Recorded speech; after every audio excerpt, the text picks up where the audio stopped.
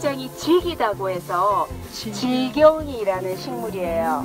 그래서 질경이가 많이 들어보셨죠? 차전자라고 해가지고 약재로도 이용하고 아마 많이 들어보셨는데 식물체는 못 보실 수도 있을 거예요. 세자가 들어가면은 이 나란히 맥을 가진 잎을 가지고 있다 보시면 되고요. 이 식물은 뭐 제가 조금 전에 얘기했듯이 뭐 골프장이라든지 주변에 잔디를 깔아놓은 쪽에 많이 같이 공존하고 있는 식물입니다. 그래서 볕과의 세포와 풀 많이 있으니까 한번 제가 말씀드렸고요. 그 입문 시간에 많이 했을 거예요. 괭이밥. 그 야생 고양이가 배 아플 때 찾아 먹는다는 자가 치유 능력을 가지고 있다고 말씀드렸죠. 그래서 요 잎 하트 모양의 잎 3개 있는 거는 괭이밥입니다. 민들레 이러면 홀씨, 그죠? 박미경의 민들레 홀씨대어라는 것 때문에 홀씨는 뭐냐 이러면 스스로 처녀가 아기를 낳는 거예요. 자연과학적 측면에서 보면은 민들레 홀씨대어는 잘못된 상식이에요.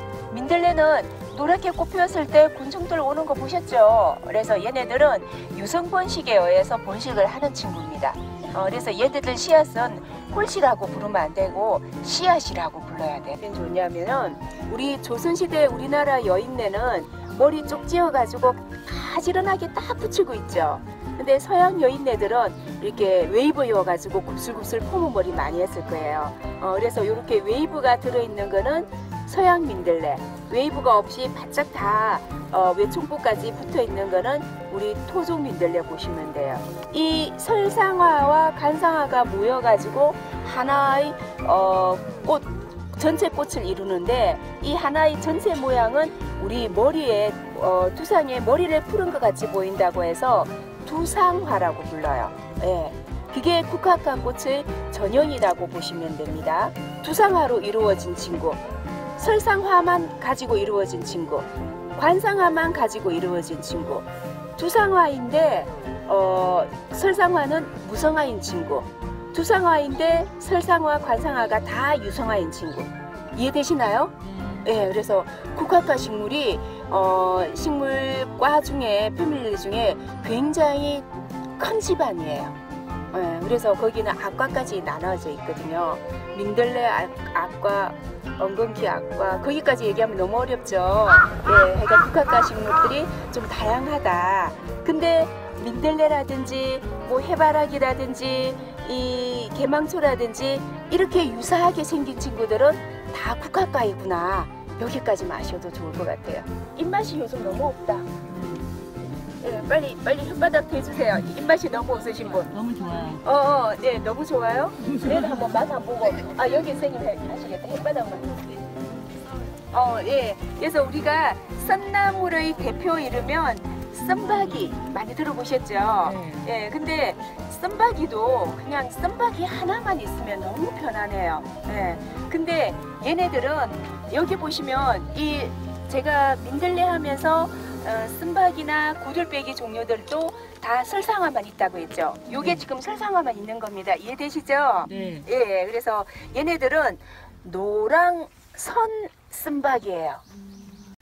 오리지널 쓴박이는 어떻게 생겼는지 보여드리겠습니다.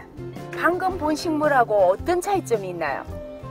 꽃잎 숫자가. 네, 잘 보셨어요. 근데 여기 보시면은 꽃잎이 5장에서 한 7장 있어요. 자, 그래도 정상인 게 얘네들은 꽃 한 송이가 아니라고 했죠. 다섯 꽃잎이 모여 있으면 꽃 5송이, 7개가 모여 있으면 7송이에요. 그래서 여기는 5장에서 7장 정도 있다고 보시면 되고요. 이렇게 꽃잎 수가 좀 작게 있는 게 우리가 알고 있는 오리지널 쓴박이고요. 키가 커요. 여기는 아마 많이 보셨을 거예요. 뽀리뱅이라고. 뽀리뱅이 많이 들어보셨죠? 아마 지난 겨울에 저랑 입문하신 선생님들은 경희궁에서 로제트를 많이 보셨을 거예요. 겨울날 로제트. 네네. 그래서 얘네들이 두해살이 풀이기 때문에 겨울에 로제트 상태로 겨울을 나고 봄에 이렇게 꽃이 핀 겁니다. 저희가 식물명이 어디서 왔는지 잘 모르겠다. 그런 것들은 약재명에서 온 식물들이 많다고 보시면 돼요. 현오색이라고 아마 오늘 가면 보셨을 건데, 현오색 우리 입문하신 분 들으신 분도 있죠? 현오색도 약재명에서 온 거예요. 여기 아래쪽에 동그란 덩이 뿌리가 있어요. 그 덩이 뿌리를 약재로 이용하는 식물입니다. 예, 뭔가 있죠. 그러니까 요 뭔가 있는 이게 이 식물의 특징이라고 보시면 돼요. 자, 이거는 뭐냐 이러면 저희가 유성분식에 의해서 종자를 만들면은 유전자의 재조합에 의해서 건강한 이세를 만들어낼 수가 있겠죠. 근데 얘네들은 자기제 물질입니다. 예. 주와 살룸이라고 혹시 들어보셨나요? 참나리 잎 겨드랑이에 보면은 요렇게 까만 알맹이 같은 게 있어요. 그래서 요 까만 알맹이는 꽃을 피면은 열매가 될 수 있는데 잎 겨드랑이에 있거든요. 그래서 얘네들을 우리가 꽃을 주자를 써서 주와 살룸이라고 부르는데 자기 복제 물질입니다. 근데 씨앗하고 똑같은 역할을 해요. 이게 한여름에, 여름에 꽃이 피면 꽃은 되게 예뻐요. 예. 그래서 얘네들은 이런 공간보다는 물 가장자리에, 저수지 둥근 가장자리에 서식함으로 해가지고 물을 깨끗이 정화시켜주는 정수식물이에요. 그래서 물을 깨끗이 정화시켜줘서 고맙다고 고마우리 하다가 고마리가 됐다는 식물입니다. 볼 수 있었는데 지금은 가셨습니다. 아주 이뻐요. 군락을 많이 입고 있는데, 그래서 그 들판에서 만나면 별꽃, 수관에서 만나면 개별꽃. 여기 아래쪽에 잎 한번 보세요. 아래쪽에 잎은 굉장히 좁죠. 네. 위쪽에 잎은 굉장히 넓죠. 근데 이 위쪽에 이 넓은 잎이 꽃이 피었을 때 이렇게 넓지 않았어요. 요 개별꽃도 꽃 피어 있는 상태에서는 꽃잎이 이렇게 아래쪽에 잎이 넓지가 않죠. 예, 꽃이고 나면은 잎을 굉장히 크게 만듭니다. 그 사유가 있습니다. 왜 크게 만들까요? 빛을 많이 받아요. 그렇죠. 예, 일단은 식물들은 잎이 생산 공장이죠. 그래서 이런 봄에 꽃부터 먼저 핀다든지, 얘네같이 꽃 피고 잎이 커진다든지, 이런 친구들은 다 여러 해 살이 뿌립니다. 개별꽃하고 큰 개별꽃은 꽃 모양이 조금씩 달라요. 꽃 모양이 다릅니다. 예, 그래서 꽃이 요 꽃잎 끝에 약간 이렇게 과잎밥을 가지고 있는 거는 개별꽃. 예, 꽃잎에 과잎밥이 없는 거는 큰 개별꽃 보시면 돼요. 우리나라에 서식하는 제비꽃 종류가 60여 종입니다. 예, 제비꽃 가지고만 또 박사학위를 따신 분들이 있거든요.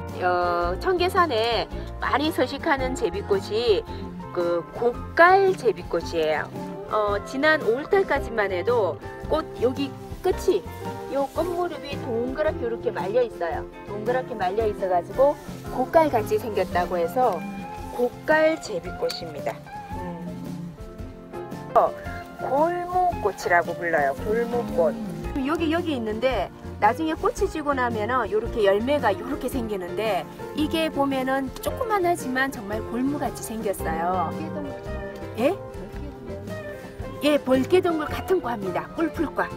자, 요 식물하고 두 개 비교해 보시면은 같은 걸까요? 다른 걸까요? 일단 좀 달라 보이죠? 일단은 보시면 여기에 줄기에 툴도 많고, 공통점은 뭘까요?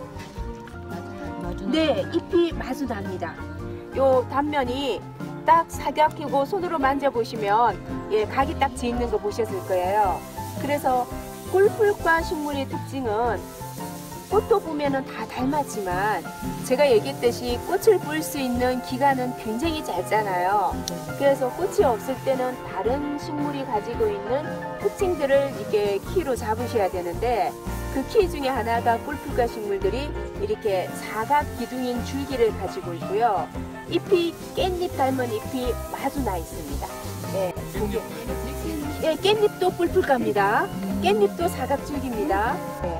그리고 여기에는 또 어떤 식물의 잎을 보실 때 잎 모양이 다 여러 모양이지만 여기에 잎자루에 이렇게 잎이 남아서 날개, 잎자루 흘러내린다, 뭐 날개가 있다 이렇게 표현하는데, 이런 것도 이 식물이 갖는 특징입니다. 이 친구가 박하하고 사촌입니다. 박하는 주로 어디에 있냐면은 산 등성 같은데 가벼운 산 햇빛이 많이 드는 쪽에 있어요. 여기 보시면 얘가 햇빛이 많이 있는 서식하는 게 아니라 여기에 보시면 다 활엽수림 아래에 있죠. 그래서 산에 피는 박하다고 해서 산박하예요. 네, 산박하. 근데 아쉽게도 박하라는 이름을 가지고 있지만 얘는 박하같이 그런 향이 많이 없습니다. 그냥 풀레 정도 난다고 보시면 돼요. 항마다 보시면. 이렇게 깻잎같이 잎자루가 있고 잎자루를 중심으로 해가지고 주맥이 있고 가장자리 우리 새의 깃털같이 측맥을 가지고 있죠. 요게 전형적인 식물의 잎이에요. 뒤에 보면 나무, 벚나무들도 다 그렇게 생겼을 거예요. 근데 이 잎은 보니까 어떤가요? 저기 잎자루를 중심으로 해가지고 맥이 세 개로 이렇게 갈라져요. 이렇게 잎이 세 개로 갈라지는 거를 우리가 주맥이 세 개가 있다고 해서 삼주맥이라고 부르는데 식물 잎을 나누는 중요한 키가 될 수 있어요. 그래서 목본 식물들 중에 우리 지금 많이 쌤들 좋아하는 오디가 열리는 뽕나무, 팽나무 이런 나무들이 삼주맥을 가지고 있습니다. 근데 이 식물은 이 깻잎하고 비슷하게 생겼죠? 네. 마주나고. 근데 요 맥이 삼주맥인 걸 기억하시면 이 식물을 분류하는데 조금 더 수월해요.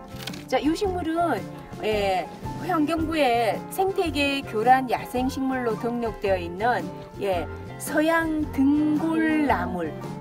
그래. 서양 등골나물은 이렇게 청계산, 관악산, 북하산 할 거 없이 서울 시내에 여름 되면은 하얀 부케 같은 꽃이 너무 많이 있거든요. 근데 번식력 무지무지 강합니다.